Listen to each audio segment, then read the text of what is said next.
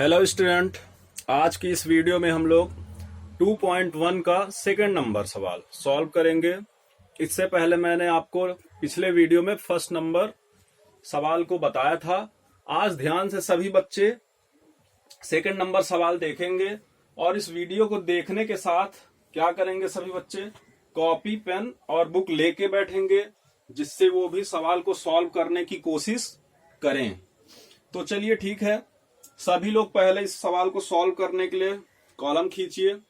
तो देखिए, हमने बताया था कि एक साइड आपका एसेट्स आएगा, दूसरी साइड आपका लायबिलिटीज आएगा। इधर हम समस्त संपत्तियों को लिखेंगे और इधर सभी दायित्वों को। तो देखिए, हमने ये बोला था कि यहाँ एसेट्स के नीचे इस कॉलम में आपको लिखने के लिए आपको एक बार सवाल अपना पढ़ना पड़ेगा कि उसमें कौन कौन सी चीजें हैं। तो देखिए, रोकड़ से व्यापार आरंभ हो रहा है तो हम कैश लिखेंगे। ठीक। सेकंड स्टेटमेंट बोल रहा है उधार माल खरीदा, मतलब व्यवसाय में माल भी खरीदा गया है, तो स्टॉक यहां लिखेंगे। हम लोग गुड्स जो भी है हमारा स्टॉक में लिखते हैं। फिर उसके बाद देखिए, निजी उपयोग के लिए नकद आहरण, ठीक है, इसको हम जब आहरण करते हैं तो कैश और कैपिटल से इसके अमाउंट को माइनस कर देते हैं। उसके बाद देखिए, मजदूरी चुकाई, तो इसको भी हम लोग क्या करेंगे, कैश और कैपिटल से माइनस करेंगे। और जो उधार माल खरीद रहा है उसके लिए हम क्या करते हैं, लायबिलिटी साइड, ये हमारा उधार खरीदना दायित्व होता है, तो हम लायबिलिटी साइड क्रेडिटर्स लिख लेते हैं। तो चलिए, इतना लिखने के बाद अब हम सवाल को सॉल्व करते हैं शुरू से बिल्कुल। फर्स्ट स्टेटमेंट हमारा पढ़िए, पहला नंबर, रोकड़ से व्यापार आरंभ किया। तो यहां पे लिखिए स्टार्टेड बिजनेस विथ कैश। ठीक है, देखिए अमाउंट कितना है, कितने रुपए से स्टार्ट हो रहा है व्यापार, 80,000। ठीक, व्यापार को शुरुआत किया जा रहा है कितने रुपए से, 80,000 रुपए से। तो यहां पे आप कैसे लिखेंगे, कैश के नीचे आप लिखेंगे 80,000, क्योंकि अभी इस स्टेटमेंट में हमारा स्टॉक जीरो है, कुछ नहीं बोला स्टॉक के लिए, तो यहां पे जीरो लिखेंगे। और कैश जितना ला रहा है, व्यापार आरंभ जब हो रहा है तो केवल क्या ला रहा है, वो कैश ला रहा है। तो यही कैश आपकी क्या कहलाएगी, पूंजी कहलाएगी।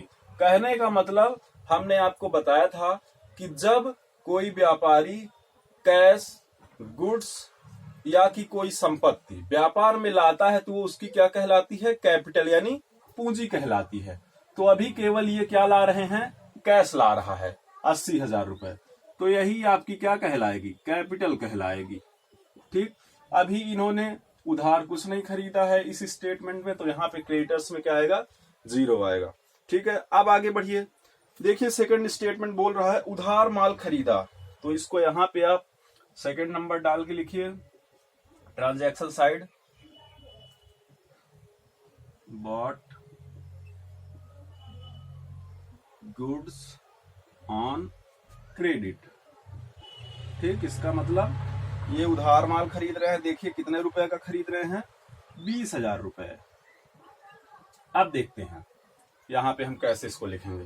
तो देखिए, उधार माल खरीद रहा है तो इनका पैसा तो खर्च नहीं हो रहा है, यानी कैश में कोई चेंज नहीं होगा, जीरो आएगा। अब देखिए, उधार माल ये खरीद रहे हैं, माल का मतलब गुड्स खरीद रहे हैं, गुड्स आपका कहां जाएगा, स्टॉक में, तो यहां पे आप लिखेंगे 20,000। ठीक, कैपिटल में क्या कोई इफेक्ट पड़ेगा, क्योंकि उन्होंने उधार खरीदा है, कैपिटल में कोई इफेक्ट नहीं पड़ेगा, प्लस। अब देखिए, यहां पे जो क्रेडिटर्स है, ये इसको हम बोलते हैं लेनदार। हम जिनसे भी उधार माल खरीदते हैं वो हमारे क्या कहलाते हैं, लेनदार कहलाते हैं। और ये लेनदार हमारे क्या होते हैं, दायित्व होते हैं। कैसे, क्योंकि हम ऋणी हो जाते हैं, तो हमको जिनसे भी हमने उधार माल खरीदा है उनको ये चुकाना पड़ेगा। ठीक, तो अब देखिए, मैंने आपको बताया था कि जैसे ही दो स्टेटमेंट यहाँ पे हम लिख लेते हैं तो उसको हम सॉल्व करते हैं। सॉल्व करने के लिए हम क्या लिखेंगे, न्यू इक्वेशन, इसको हम प्लस माइनस करेंगे। ठीक है, तो देखिए 80,000 जुड़ के पूरा पूरा यहां आ गया। अब आपका स्टॉक कितने का हो चुका है, 20,000 का। कैपिटल कितना है, 80,000, और क्रेडिटर्स आपके 20,000। आपको ये भी ध्यान रखना है कि दोनों साइड के अमाउंट हमेशा बराबर होनी चाहिए। तो देखिए अभी तक हमारा अमाउंट बराबर आ रहा है, इधर 80-20 1 लाख, 80-20 1 लाख। थर्ड स्टेटमेंट पढ़िए, निजी उपयोग के लिए नकद आहरण। कितने का आहरण कर रहे हैं? 5,000 रुपए का। तो यहां पे लिखिए third number, withdraw for personal use.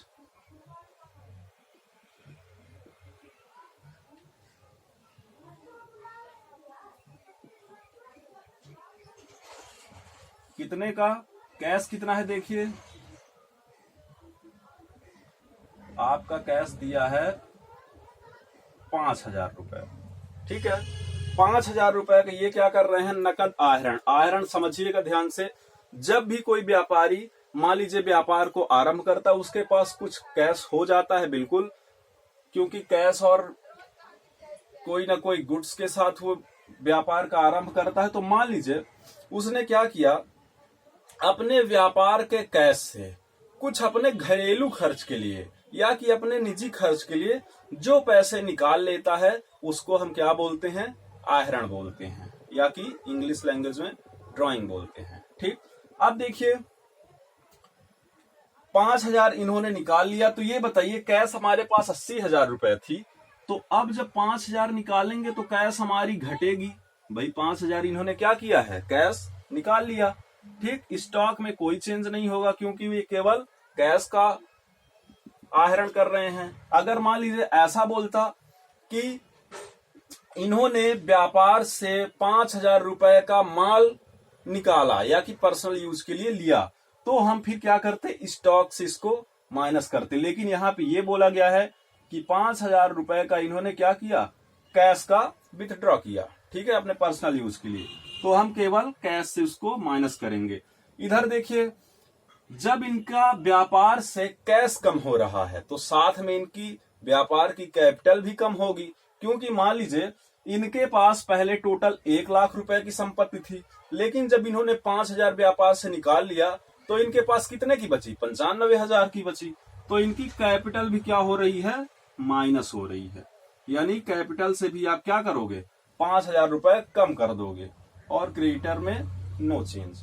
ठीक, फिर से आपकी ये 2 लाइनें हो गई, 2 इक्वेशन। आप इसको सॉल्व करने के लिए यहां लिखिए न्यू इक्वेशन और इसको प्लस माइनस कर दीजिए। ठीक है, तो देखिए 80 में 5 घट गया तो आपका कितना आ गया? 75,000। ये आपका स्टॉक 20,000 और इधर आपका ये कैपिटल भी आपका वही 75,000 रुपए बचा। तो यहाँ पे लिखिए 75,000 प्लस ये भी आपका क्या है? क्रेडिटर्स 20,000, क्योंकि अभी आपने क्रेडिटर्स को इनका पैसा लौटाया नहीं है। अब देखिए 4th नंबर के स्टेटमेंट को पढ़ेंगे। इसमें लिखा मजदूरी चुकाई 2,500 रुपए। तो यहां पे आप लिखिए पेड वेजेस कितना? 2,500 रुपए अमाउंट है। ठीक है, अब देखिए जिस तरह हम लोग पर्सनल यूज में क्या किए थे, 5,000 रुपए को माइनस किए थे, यहां पे भी ये एक्सपेंस हो रहा है, मतलब ये खर्च में जा रहा है। और व्यापार से अगर पैसे को खर्च किए जाएंगे तो क्या होगा? कैश में कमी आएगी, और जब कैश में कमी आएगी तो साथ साथ क्या होगा? कैपिटल में भी कमी आएगी, क्योंकि जब भी आप कुछ नगद भुगतान करते हो, ठीक, तो आपका क्या होगा? कैश कम होगा और उसके साथ साथ कैपिटल कम होगी। लेकिन जब आप किसी वस्तु को खरीदते हो या कि संपत्ति को खरीदते हो, तब आपकी कैपिटल कम नहीं होती है। लेकिन अगर आप कोई खर्चा करते हो और उसके बदले आप कुछ खरीद नहीं रहे हो, ना कि गुड्स खरीद रहे हो, ना कि एसेट्स खरीद रहे हो, तब आपका कैश और कैपिटल दोनों से वो खर्चा क्या किया जाता है? माइनस किया जाता है।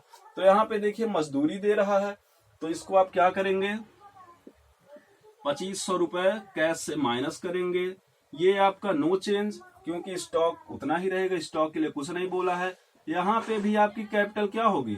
माइनस होगी 2,500 में से, और यहाँ पे आपका नो चेंज। ठीक, फिर से आपकी वही 2 लाइनें हो गई, 2 स्टेटमेंट। अब आप इसको इक्वेशन को सॉल्व कर लीजिए। यहाँ पे लिखिए न्यू इक्वेशन, ये लिखना जरूरी होता है, तभी पता चलता है कि हमने प्लस माइनस कर लिया है। तो देखिए 75,000 में आप 2,500 घटाएंगे तो 72,500 रुपये आएगा। ये आपका स्टॉक कितने का है? 20,000 रुपए का। आपका कैपिटल भी वही हो गया, अमाउंट सेम 72,500, और आपके क्रेडिटर्स यानी लेनदार कितने हैं? 20,000 के। ठीक है, आपका सवाल कंप्लीट हो गया है। इस स्टेटमेंट के बाद कोई भी स्टेटमेंट नहीं है। ये आपका फाइनल आंसर है। तो आप आंसर कैसे बुक से मैच करेंगे? यहाँ पे देखेंगे, कैश के सामने आपका 72,500 है, स्टॉक के सामने आपका 20,000 है, कैपिटल के सामने 72,500 है, क्रेडिटर्स के सामने 20,000 है। इसी तरह आपके बुक में आंसर नीचे दिया होगा। तो अब आप लोग नेक्स्ट वीडियो में तीसरे नंबर सवाल को सॉल्व करिएगा, और जो भी प्रॉब्लम होंगी तो हमको बताइएगा कमेंट के माध्यम से। ठीक, धन्यवाद।